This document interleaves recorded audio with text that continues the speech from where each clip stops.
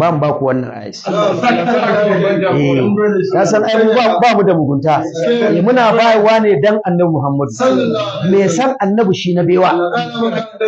in ka tashi ka samu takarda ka rubuta wa najjini min fir'auna wa amali wa najjini min qaumi zalimin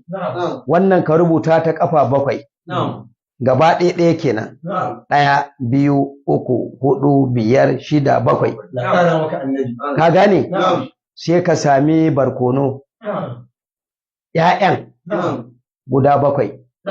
sai ka zuba a ciki sai ka samu kanunfari guda 7 sai ka zuba a ciki sai ka nade an gane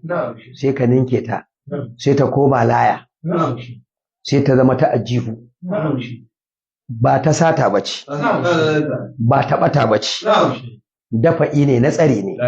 wannan rayuwar da ake ciki sai da neman tsari an gane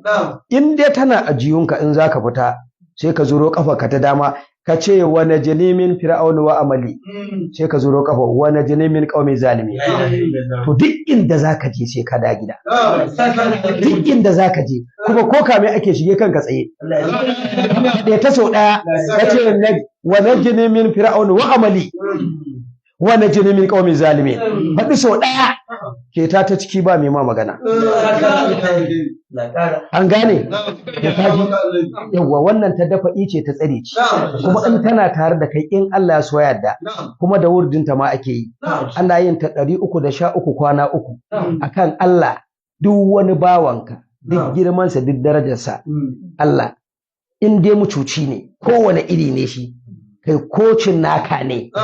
Allah karka bashi dama ya cije ni 313 kwana 3 ake yi to in Allah da babu wani mucuci da zai cuce ka an gane insha Allah Allah ya sa a dace